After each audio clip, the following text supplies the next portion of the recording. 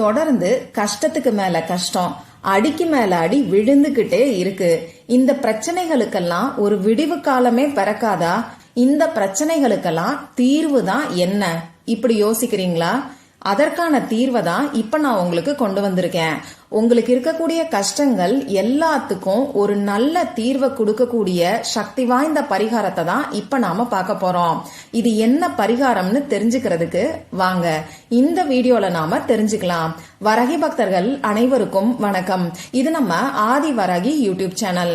வரகி அன்னையோட அருள் பரிபூர்ணமா எல்லாருக்குமே கிடைக்கணும்னு மனசார பிரார்த்தனை செஞ்சுக்கிட்டு நாம இந்த பதிவை ஆரம்பிக்கலாம்.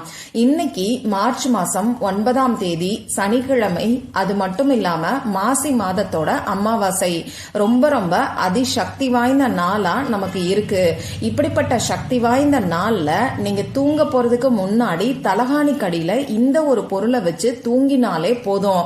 அதுவும் நம்ம வீட்டுல எளிமையா கிடைக்கக்கூடிய இந்த பொருளை வச்சு இந்த பரிகாரத்தை நீங்க செஞ்சாலே போதும்.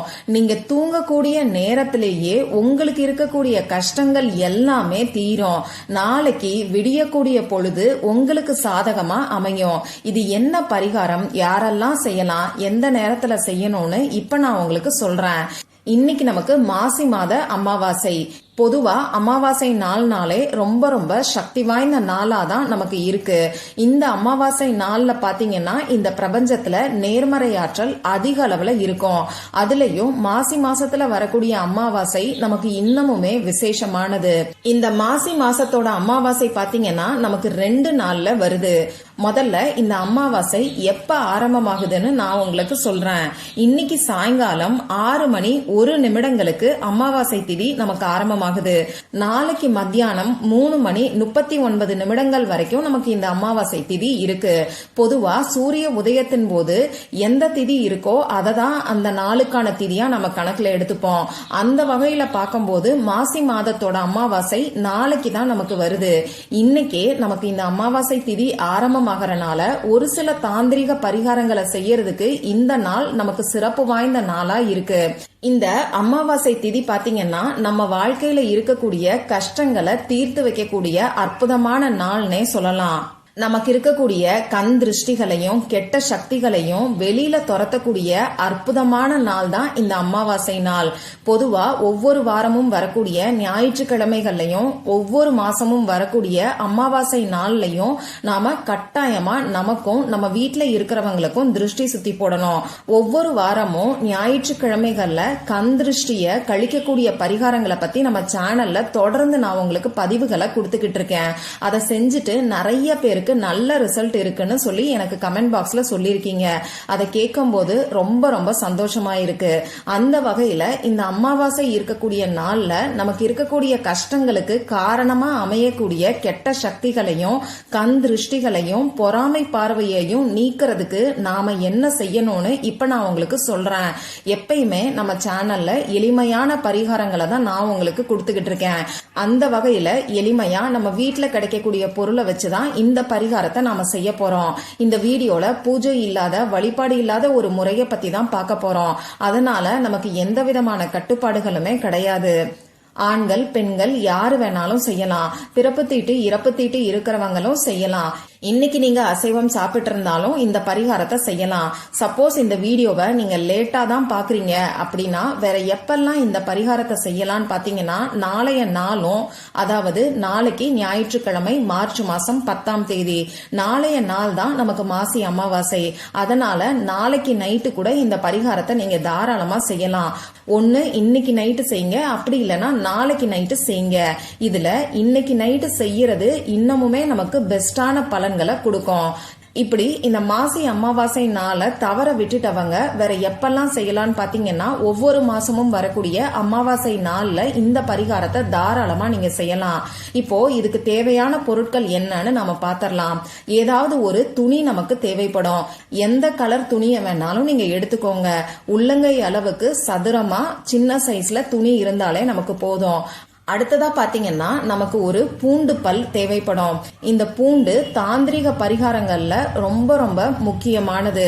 இந்த பூண்டுல இருக்கக்கூடிய காரத்தன்மை நம்மள சுத்தி இருக்கக்கூடிய கெட்ட சக்திகளையும் கந்திருஷ்டிகளையும் பொறாமை பார்வையையும் நீக்கக்கூடிய சக்தி வாய்ந்தது. அந்த வகையில ஒரே ஒரு பூண்டு பல்ல இந்த பரிகாரத்துக்கு நாம பயன்படுத்த போறோம். முழு பூண்டை நாம எடுத்துக்கணுங்கிற அவசியம் கிடையாது. ஒரே ஒரு பூண்டு பல் இருந்தாலே போதும். அது தோலோட நீங்க எடுத்துக்கோங்க. அடுத்ததா நமக்கு தேவையான பொருள் என்னன்னு பாத்தீங்கன்னா, ஒரு ஸ்பூன் அளவுக்கு கல்லுப்பு தேவைப்படும். கல்லுப்போட சிறப்புகளை பற்றி நான் சொல்லணுங்கிற அவசியம் எல்லாம் கிடையாது. உங்க எல்லாருக்குமே நல்லாவே தெரியும். கெட்ட சக்திகளை ஓட ஓட விரட்டக்கூடியது தான் இந்த கல்லுப்பு. அது மட்டும் இல்லாம நேர்மறை ஆற்றலையும் இந்த கல்லுப்பு நமக்கு ஈர்த்து கொடுக்கும். இந்த 2 பொருட்கள் மட்டும்தான் நமக்கு தேவைப்படும். அடுத்ததா பாத்தீங்கன்னா, நமக்கு எழுதுறதுக்கு பேனாவோ ஸ்கெட்ச் பேனாவோ மார்க்கரோ தேவைப்படும். பிளாக் கலர்ல இங்கு வரக்கூடிய பேனாவை நீங்க யூஸ் பண்ணிக்கோங்க. பிளாக் கலர் உங்ககிட்ட இல்லைன்னா ப்ளூ கலர்ல இங்கு வரக்கூடிய பேனாவை இந்த பரிகாரத்துக்கு நீங்க பயன்படுத்திக்கோங்க. இந்த பரிகாரத்தை எப்ப செய்யலான்னு இப்ப நான் உங்களுக்கு சொல்றேன். நைட்டு தூங்க போறதுக்கு முன்னாடி நீங்க செய்யுங்க. நைட்டு 12 மணிக்குள்ள நீங்க எப்ப தூங்குறீங்களோ அந்த டைம்ல நீங்க செய்யுங்க. சரி, இப்போ இந்த பரிகாரத்தை எப்படி செய்யணும்னு நாம தெரிஞ்சுக்கலாம். நீங்க உங்க வேலையெல்லாம் முடிச்சதுக்கு அப்புறமா தூங்க போறதுக்கு முன்னாடி பெட்ல உட்கார்ந்துகிட்டு கூட இந்த பரிகாரத்தை செய்யலாம். முதல்ல நீங்க எடுத்து வச்சிருக்கக்கூடிய பூண்டு பல்லுல நான் இப்ப சொல்ல போற நம்பரை எழுதிக்கோங்க. இந்த நம்பரை நம்ம சேனலை ரெகுலரா ஃபாலோ பண்றவங்களுக்கு நல்லாவே தெரியும். எதிர்மறை சக்திகளை நீக்கக்கூடிய பவர்ஃபுல்லான ஏஞ்சல் நம்பரை தான் இப்ப நான் உங்களுக்கு கொடுக்க போறேன். அந்த நம்பர் உங்களுக்கு இப்ப ஸ்கிரீன்ல தெரியும். நானும் சொல்லி காமிக்கிறேன். 09 ஒரு கேப் விட்டுட்டு 27. இந்த பரிகாரத்தை நீங்க செய்ய ஆரம்பிக்கிறதுக்கு முன்னாடி உங்க குலதெய்வத்தை நினைச்சு மனசுக்குள்ள பிரார்த்தனை செஞ்சுக்கிட்டு அதுக்கப்புறமா செய்ய ஆரம்பிங்க. உங்களுக்கு இருக்கக்கூடிய கஷ்டங்கள் எல்லாமே தீரணும்னு சொல்லி பிரார்த்தனை செஞ்சுக்கிட்டு நீங்க எடுத்து வச்சிருக்கக்கூடிய பூண்டு பல்லுல இப்ப நான் சொன்ன நம்பரை எழுதிக்கோங்க. இதுக்கப்புறமா நீங்க எடுத்து வச்சிருக்கக்கூடிய துணியில இந்த ஒரு பல் பூண்டை வச்சுட்டு அதோட சேர்த்து ஒரு ஸ்பூன் அளவுக்கு கல்லுப்பை வச்சு ஒரு சின்ன முடிச்சா கட்டிக்கோங்க. இந்த முடிச்ச நீங்க தூங்கக்கூடிய தலகாணி கடியில வச்சு தூங்குங்க. இதுக்கப்புறமா நாளைக்கு காலையில இந்த முடிச்சை எடுத்து 3 முறை உங்க தலைய சுத்திக்கோங்க. உங்க வீட்ல ஹால்ல கிழக்கு பார்த்த மாதிரி ஈஸ்ட் ஃபேஸ் பண்ண மாதிரி நின்னுக்கிட்டு உங்க தலைய 3 முறை சுத்திட்டு உடனேயே இந்த முடிச்சை எடுத்து நீங்க கால்படாத இடத்துல தூக்கி போட்டுருங்க. துணியோட சேர்த்து அப்படியே தூக்கி போட்டுருங்க.